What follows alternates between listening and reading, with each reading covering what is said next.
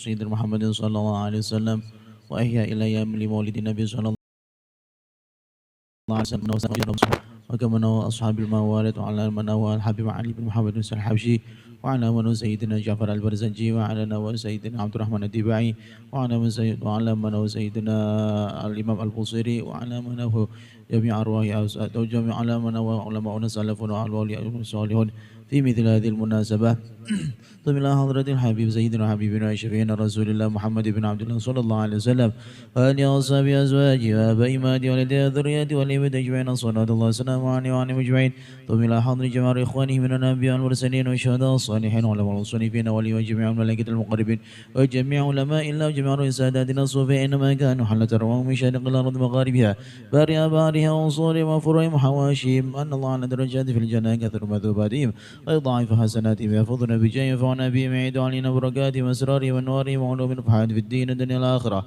ويجعلنا من حزبهم ورزقنا محبتهم وتوفانا على بلادهم ويشرنا في الزمرة في خير الرضا والعافية ثم إلى حضر جميع آبائنا وأمهاتنا وأنفسنا وجميع أهلنا وأزواجنا وذرياتنا وطلابنا وطالباتنا أجمعين إلى يوم القيامة ولجميع من أسن إلينا ولجميع من أسن إليه ولجميع من أسن إلينا ولجميع من يتعلق بنا إلى يوم القيامة ولجميع المؤمنين والمؤمنات والمسلمين أن الله يرزقنا وإياكم جميعا شفاعة هذا النبي محمد صلى الله عليه وسلم وأن يدخلنا وإياكم من حزبه ومن شيعته وأن الله يرزقنا وإياكم رؤية الحبيب سيدنا محمد صلى الله عليه وسلم من الدنيا والبرزخ الآخرة والاجتماع به في الجنة والمرافقة في الجنة وخدمته من الدنيا إلى الآخرة وعلمنا وأسلافنا وجدادنا وآبنا الصالحون في مثل هذه المناسبة وإلى حضرة النبي سيدنا محمد صلى الله عليه وسلم الفاتحة.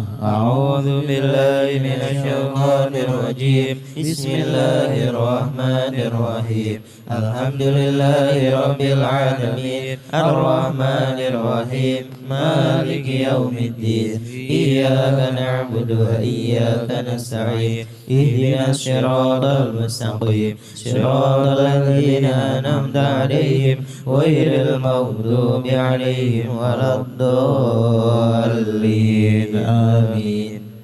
Alhamdulillah pada malam hari ini Allah Subhanahu wa taala telah panjangkan umur kita di malam penuh dengan rasa cinta, rasa bahagia, kaya bodoh rasane. Bodoh kula nek rasane bodoh nek sampean wallah alam.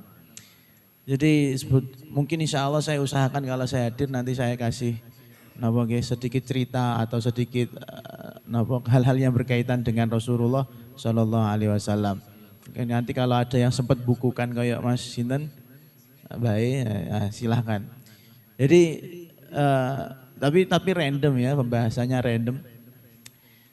Ini berkaitan dengan detik-detik lahirnya Rasulullah Shallallahu Alaihi Wasallam. Dulu sebelum Kanjeng Nabi hijrah ke suku yang terkenal, suku Aus dan Khazraj. Wah, masya Allah. Suku Aus dan Khazraj itu diceritakan musuhan itu sampai wakila 120 tahun, wakila 140 tahun. Berapa generasi itu ya? Saka wonge duwe anak, duwe putu, duwe cicit, diterusno. Dendamnya 7 turunan.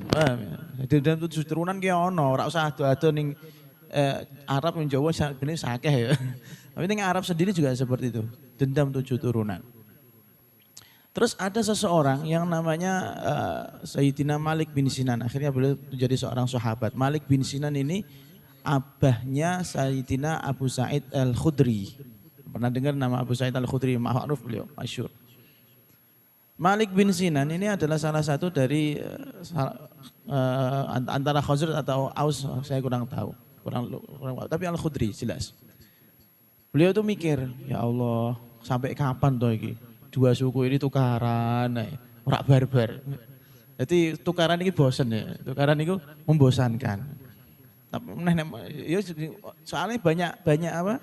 Korban, ya korban jiwa, korban harta, korban sembarang lah sembarang. Namanya perang itu tidak ada yang enak. Beda nek perangmu kayak iku apa jenenge PUBG dan lain beda ya. Paling iku wis dadekno sampean miso-miso ya. Apalagi ini dendam 7 turunan. Malik bin Sinan punya pikiran, ya Allah kapan ini selesai. Hingga pada suatu saat dia mendengarkan suatu kabar.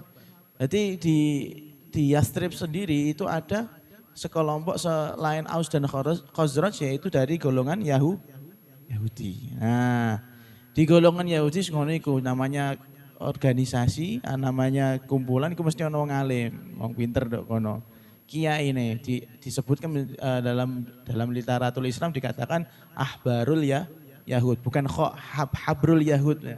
Kiai ini wong Yahudi, orang ulama Yahudi kan habrul Yahud.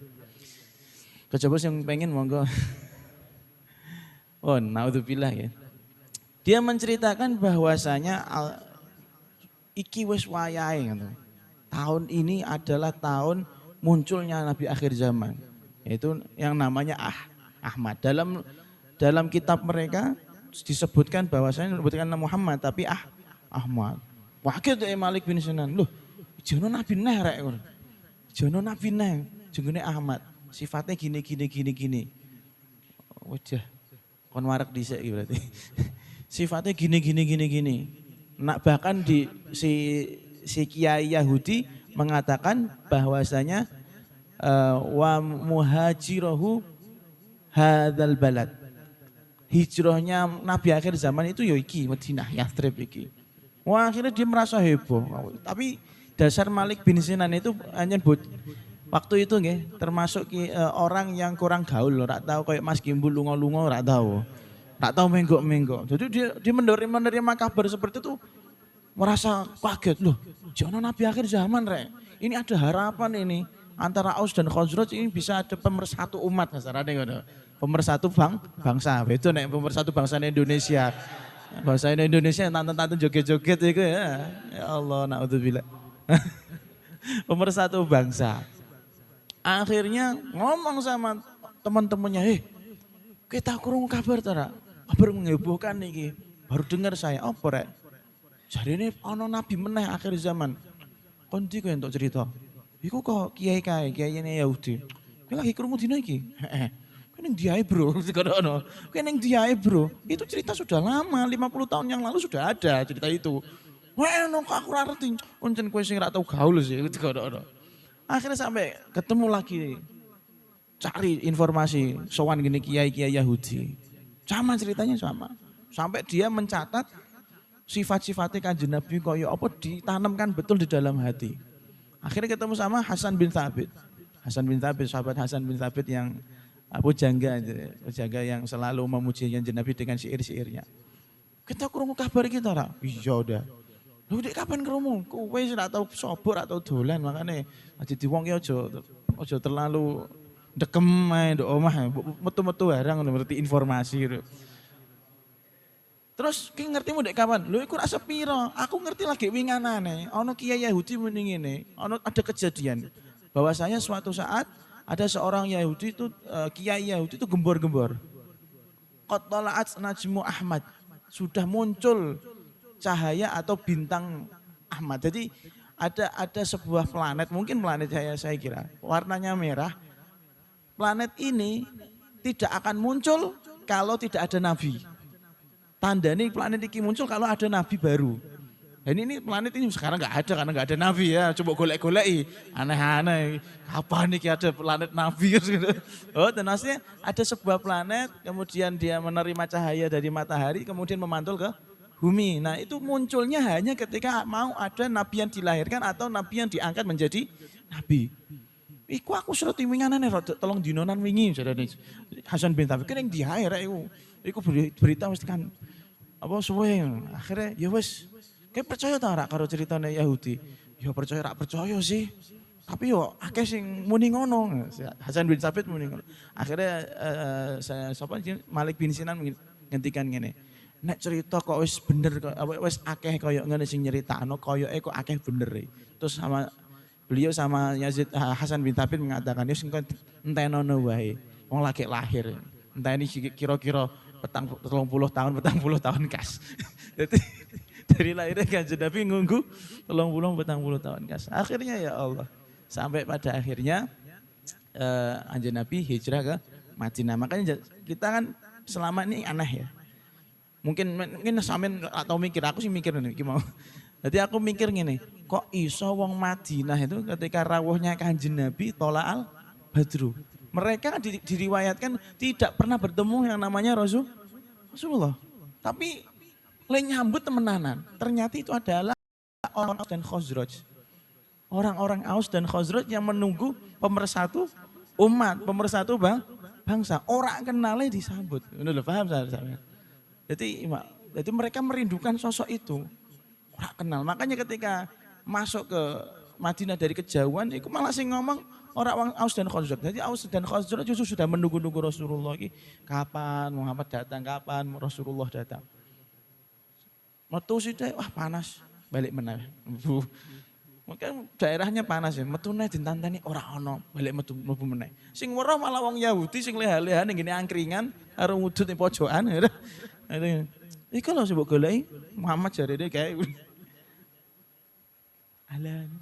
Iku lho sing Muhammad mbok goleki. Ternyata yang muncul dari kejauhan adalah dua sosok Nabi Muhammad sama Sayyidina Abu Bakar Siddiq. Jadi bingung langsung tolak terus rak peduli iki sapa iki? Muhammad sing ndi, Abu Bakar sing ndi kan akhirnya disalami kabeh. Dicucuk ambungi cucuk tangan dicucupi kabeh. Tapi orang-orang baru tahu sadar bahwasanya yang Nabi Muhammad adalah orang yang dilindungi. Jadi posisinya Sayyidina Abu Bakar menjadi pagar betisnya Rasulullah. Jadi ngeten. Masya Allah nggih. Mereka dulu nggak kenal Rasulullah. Mereka belum pernah lihat wajahnya Rasulullah. Tapi mereka percaya sama Rasulullah. Paham tak mboten? Artinya kita juga bisa seperti orang-orang Nasrani, astagfirullah. Orang-orang Ansor, astagfirullah. Orang-orang Ansor yang mana kalau kita menyambut Rasulullah, kalau kita kan nggak bisa menyambut Rasulullah secara fisik, ya wes minimal maulidnya seperti itu, paham gak? Diurip-urip terus, dinteni, dirindukan, ngono lho. Dadi nek ngene maulid iki kok jajane apa aja mikir ngono.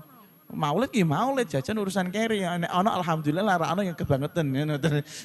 Ya ana insyaallah, ana insyaallah. Ala kulli hal kita semoga punya semangat seperti semangatnya para golongan Aus dan Khazraj yang akhirnya tergabung menjadi sahabat Ansor, dan kita adalah orang-orang yang bisa mengkhidmah dengan Rasulullah dengan kapasitas kita masing-masing. Sing dadi guru, muga-muga dadi guru sing kaya Kanjeng Nabi. Sing dadi santri, Kanjeng Nabi ra tau dadi santri ya. Kanjeng Nabi itu mu'alim ya. Muga-muga iso dadi santri ini Kanjeng Nabi, para sahabat Masya Allah. Ada satu cerita juga adabnya santri-santrinya Kanjeng Nabi itu. Jadi para sahabat maksudnya nggih. Masyhur ceritanya sahabat Ayub Al-Ansori. Bukan Ayub Al-Ansori, ono sahabat ya iki lehane mungkin sampean belum dengar cerita. Jadi ketika Kanjeng Nabi datang ke Madinah memang enggak punya tanah, tidak punya rumah. Kemudian memilih sepetak tanah yang mana tanah tersebut dekat sama seorang sahabat dari Ansor. Orang ini juragan tanah. Sahabat Ansor ini juragan tanah. Jadi sekelilingnya dalamnya Rasulullah dan masjidnya Rasulullah itu tanahnya sahabat itu. Bangga dia. Wah, aku tonggone Kanjeng Nabi, paham ya? Aku tonggone Kanjeng Nabi. Kemudian Kanjeng Nabi kan masih proses hijrah, mengangkut keluarga-keluarganya, nggih, paham? Jadi anak-anaknya, mantu-mantune, kemudian apalagi istri-istrinya diundangi kabeh. Tapi ketika sudah penuh, dalamnya Rasulullah sudah penuh dengan keluarganya Kanjeng Nabi, sahabat iki mau malah ngene, monggo Kanjeng Nabi, tanah kula pek jenengan mawon. Tanah kula pek jenengan mboten usah tumbas. Mboten usah tumbas. Hingga akhirnya datang gilirannya Sayyidina Ali dan Sayyidah Fatimah nyuwun pengen derek sak manggon kalih daleme Kanjeng Nabi. Kanjeng Nabi ngene, lho ki kok manggon ndi, Nduk? Kasarane ngono. Wis ana panggonan dereng, nggih dereng. Terus piye? Niku mawon niku tanah wong iku akeh. Mbok anggere nyuwun kan reti nek bapake kiai, bapake nabi nek nyuwun ora masalah. Lho Kanjeng Nabi ngenten. Aku wis isin. Mantuku kae wis manggon kene, njaluk tanah. Bojoku kae, kan 9 kan? Istrinya Rasulullah 9, itu kan beda-beda rumahnya. Tapi di tanahnya orang tersebut. Akhirnya pokoknya engko sik tak pikirno keri. Biasane Kanjeng Nabi ngono, tak pikirno keri. Nah, kabar ini nyampe sama sahabat yang punya rumah tadi. Ya Rasulullah, jenengan kok repot-repot ngoten. Mboten usah ewo. Jenengan malah mboten mendhet malah kula lara ati. Pon jenengan pendet mawon. Wah. Pon jenengan pendet mawon. Ya ngono masyaallah. Pengorbanannya luar biasa. Iku santri. Saiki beda ya, saiki beda. Nek kiai kejeger, pripun iki rasane? Ora langsung ditulungi. Misalnya mlebu apa tiba ora langsung ditulungi, didelok dhisik. Iso ngajak ta ora? Yo ora lah kudune langsung piye carane gerak. Cepet langsung apa cuman ngedekno yaine kan ngono. Aja didelok dhisik. Masyaallah, masyaallah. Ya semoga kita menjadi santri-santri sing koyo santrine Kanjeng Nabi Muhammad sallallahu alaihi wasallam. Kumpulkan manfaatnya ya cerita ini, ada informasi baru kira-kira kalau ada silahkan dibukukan, lumayan kanggo cerita anak putu ya. Malam ini yang ada tugas baca dalail, saya minta baca dalail, yang lain pokoknya niat seperti yang diniatkan para aslafuna sholihun, khususnya seperti yang diniatkan siapa? Habib Ali Al-Habsyi. Bismillah nggih. أعوذ بالله من الشيطان الرجيم بسم الله الرحمن الرحيم إن الله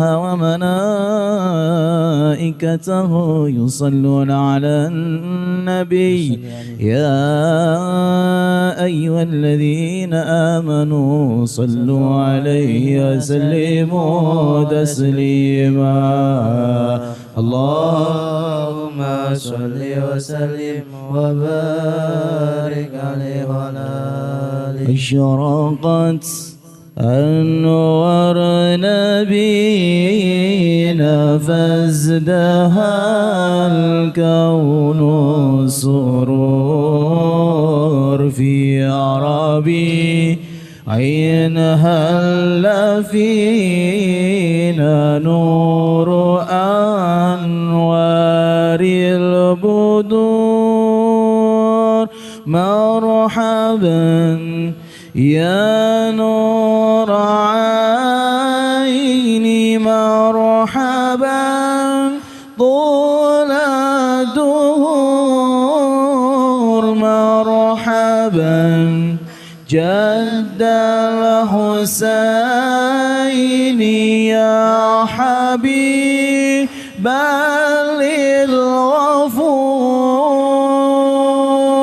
الغفور أنت شمس أنت قمر أنت شمس أنت قمر أنت نور فوق نور أنت نور فوق نور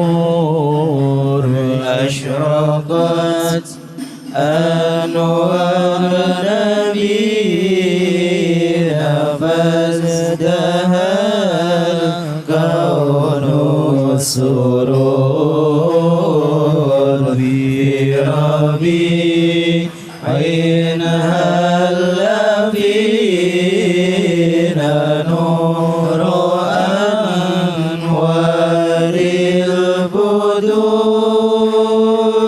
مرحبا يا نور عيني مرحبا طول الدهور مرحبا جد الحسين يا حبيب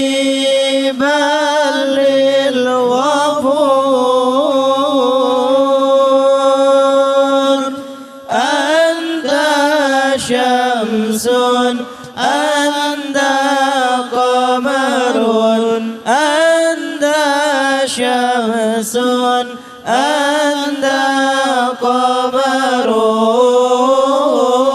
أنت نور فوق نور أنت نور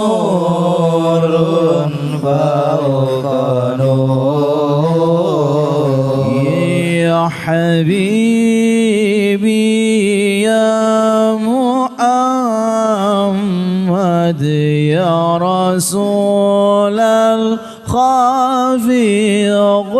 الخافقين يا رسول الخافقين يا مؤيد يا ممجد يا إمام القبلتين يا إمام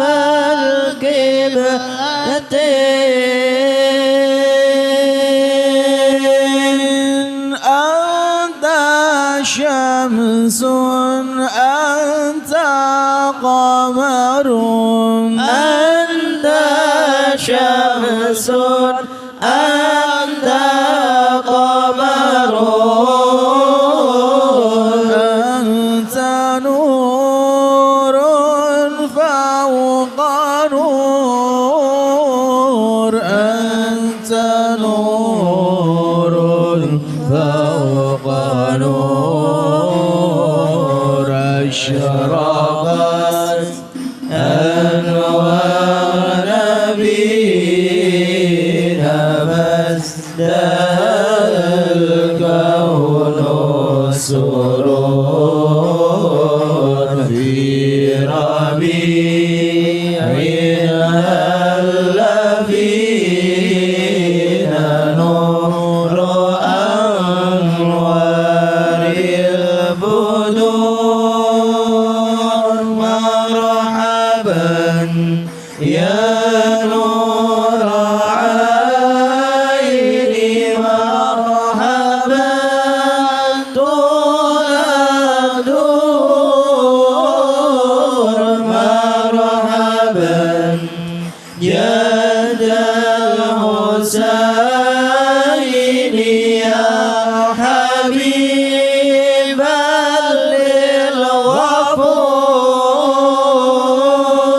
للغفور أنت شمس أنت قمر أنت شمس أنت قمر أنت نور فوق نور أنت نور فوق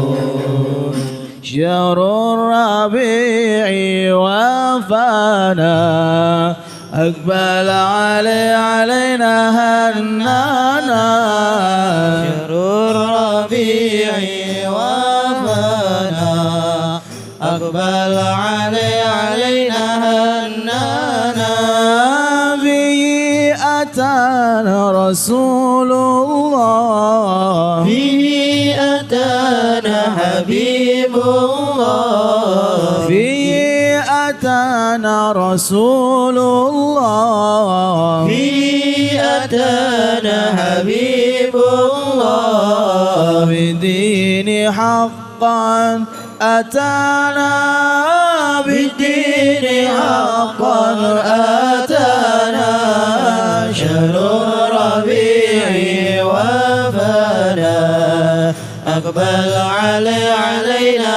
هنانا شهر الربيع وفانا أقبل علينا هنانا في أتانا رسول الله في أتانا حبيب الله في أتانا رسول الله في أتانا حبيب الله بالدين حقا أتانا بالدين حقا أتانا شهر به جاء الرسول الهاشمي باب الوصول شهر به جاء الرسول الهاشمي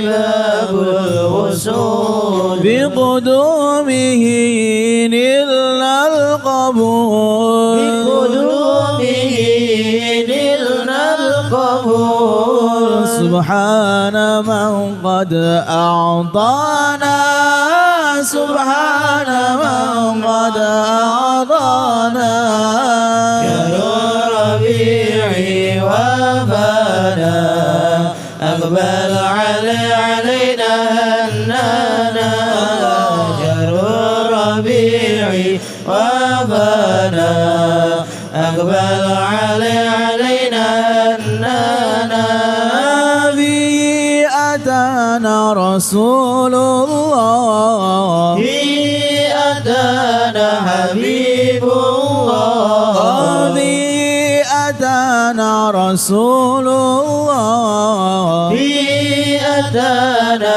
حبيب الله بدين حقا أتانا بدين حقا أتانا يا رب صل يا سلام على النبي معه الظلام يا رب صل يا سلام على النبي معه الظلام والآل وصحب الكرام والآل وصحب الكرام بشار فيه غنانا بشار فيه غنانا شهر الربيع وفانا أقبل علينا هنانا شهر الربيع وفانا أقبل علينا هنانا به أتانا رسول الله به أتانا حبيب الله وفي أتانا رسول الله به أتانا حبيب الله بدين حقا أتانا بدين حقا أتانا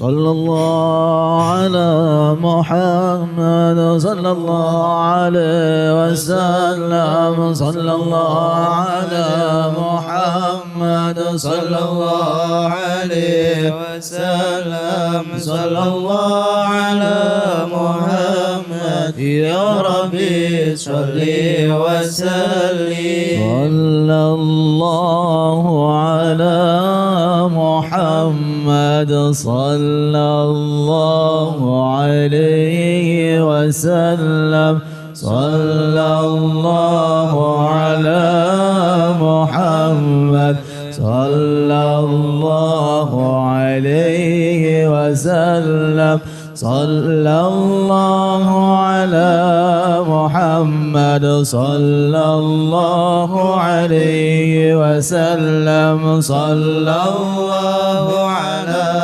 محمد يا ربي صل وسلم أشرق البدر علينا فاختفت منه البدور أشرق البدر علينا فاختفت منه البدور مثل حسنك ما رأينا قد يا وجه سروري أشرق البدر علينا فاختفت منه البدور أشرق البدر علينا فاختفت منه البدور مثل حسنك ما رأينا قط يا وجه السرور أنت شمس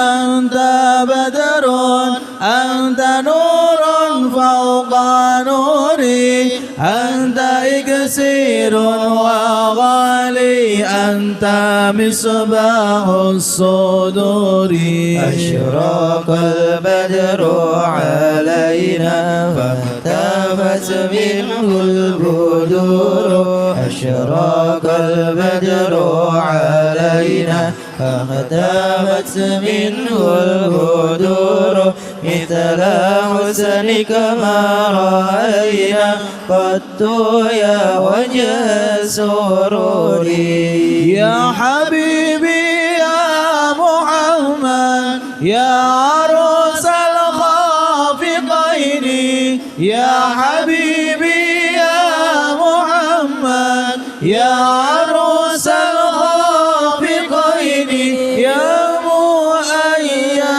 يا ممجد يا إمام القبلتين أشرق البدر علينا فاختفت منه البدور أشرق البدر علينا فاختفت منه البدور مثل حسنك ما رأينا قط يا وجه السرور من رأى وجهك يسعد يا كريم الوالدين حوضك الصافي المبرد وردنا يوم النشور ما رأينا العيسى عنت بالصورة إلا إليك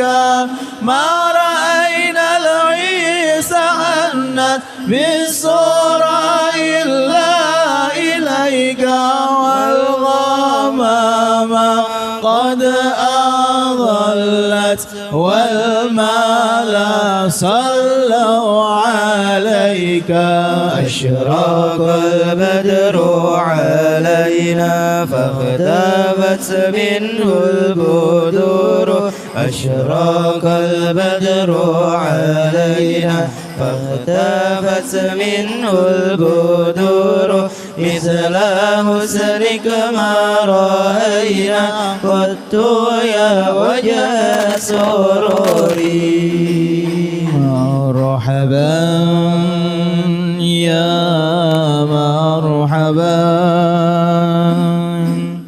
مرحبا يا رسول الله مرحبا يا مرحبا مرحبا يا حبيب الله مرحبا يا مرحبا طلع البدر علينا من ثنيات الوداع وجب الشكر علينا ما دعا لله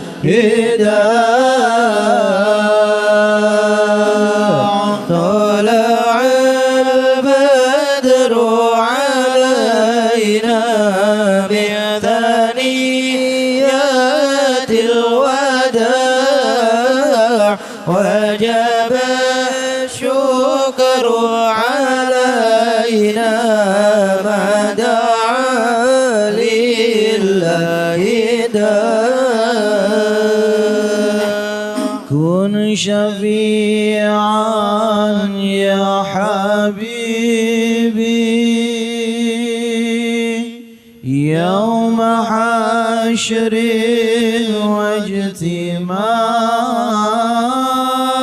واجتماع كن شفيعا يا حبيبي يوم حشر واجتماع يوم حشر واجتماع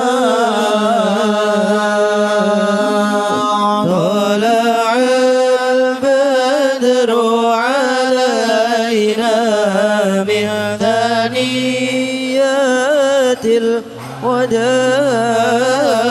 وجب الشكر علينا ما دعا لله ربنا صل على من حل بخير البقاع واسبل الستر علينا يا مجيبا كل داع يا مجيبا كل داع طلع البدر علينا بثنيات الوداع وجب الشكر علينا ما دعا لله داع كن شفيعا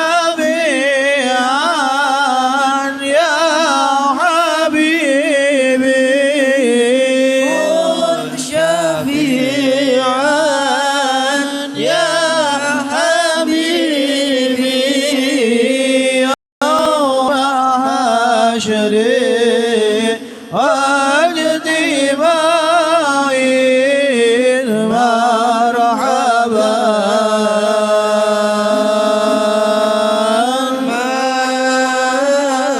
مرحبا يا مرحبا يا نور العين مرحبا جاد الحسين مرحبا مرحبا ربي فرحنا جميعا بجميع الصالحات مرحبا ومعنا سيئات مرحبا مرحبا مرحبا يا نور العين مرحبا جد الحسين مرحبا جد الحسين مرحبا صلى الله على محمد صلى الله عليه وسلم صلى الله على محمد يا ربي صل وسلم يا نبي سلام عليك يا رسول سلام عليك يا حبيب سلام عليك صلوات الله عليك صلوا على النبي محمد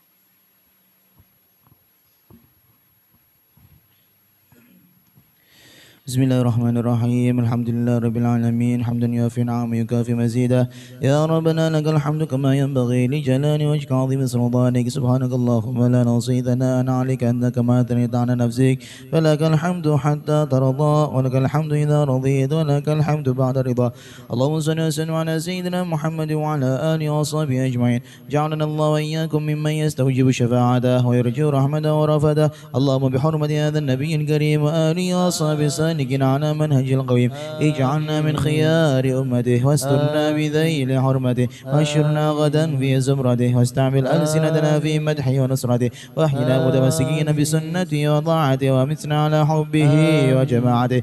اللهم ادخلنا معه الجنة فإنه أول من يدخلها وأنزلنا معه في قصورها فإنه أول من ينزلها وارحمنا يوم يشفع للخلائق فترحمها. اللهم ارزقنا زيارته في كل سنة ولا تجعلنا من الغافلين عنك ولا عنه قد رسنا. اللهم لا تجعل في مجلسنا هذا أحدا إلا غسلت بماء توبة ذنوبه وسترت برداء المغفرة عيوبه. اللهم إنه كان معنا في السنة الماضية إخوان منعهم القضاء عن الوصول إلى مثلها فلا تحرمهم من ثواب هذه الساعة وفضلها. اللهم ارحمنا إذا سرنا من أصحاب القبور ووفقنا لعمل صالح يبقى سنا على ممر الدور. اللهم اجعلنا لآلائك ذاكرين ولنعمائك شاكرين وليوم لقائك من الذاكرين.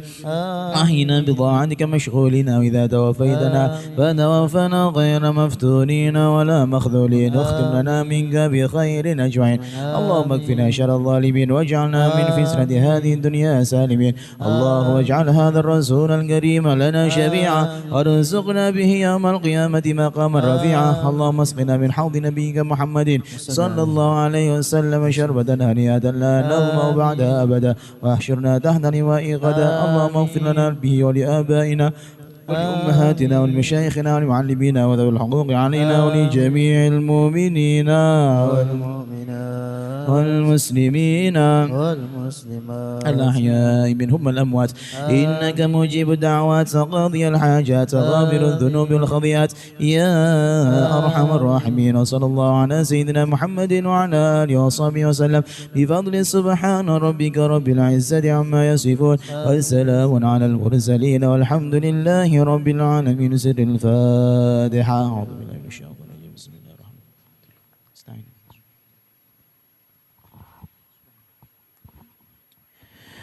قف واستمعني يا نديم قف واستمعني يا نديم قولا بمعناه كريم حملت بأحمد أمه والسعد كان لها قديم حملت بأحمد أمه والسعد كان لها قديم. قف واستمعني يا نديم قف واستمعني يا نديم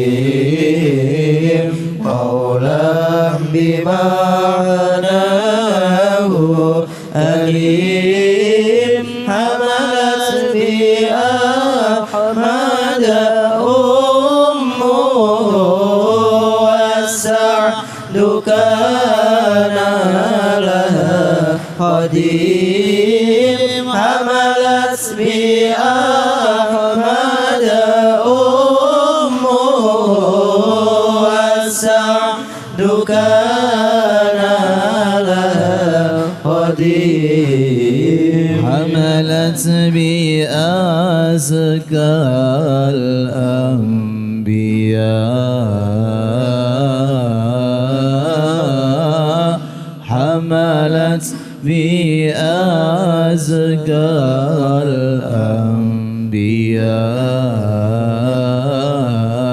الأنبياء نسبا وأمناها كريم بشراك آمنة الرضا بشراك آمنة الرضا بشراك آمنة الرضا بشراك آمنة الرضا بمحمد عين النعيم بشراك آمنة الرضا الرضا بمحمد عين النعيم قف واستمعني يا نديم قف واستمعني يا نديم قولا بمعناه قريب حملت بها أحمد أمه والسعد كان لها خديم حملت بها أحمد أمه والسعد كان لها خديم فوزها بالمصطفى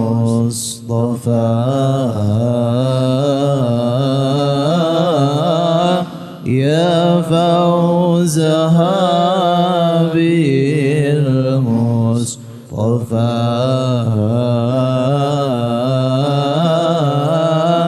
حازت به شرفا عظيم نالت به كل المنى نالت به كل المنى نالت به كل المنى نالت به كل المنى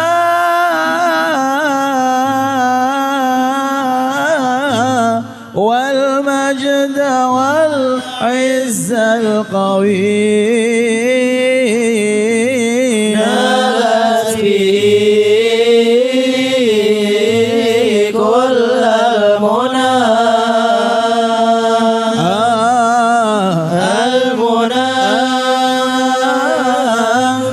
والمجد والعز القوي قف واستمعني يا نديم قف واستمعني يا نديم قولا بمعناه كريم حملت بها أحمد أمه والسعد كان لها خديم حملت بها أحمد أمه والسعد كان لها خديم صلوا على النبي محمد عليه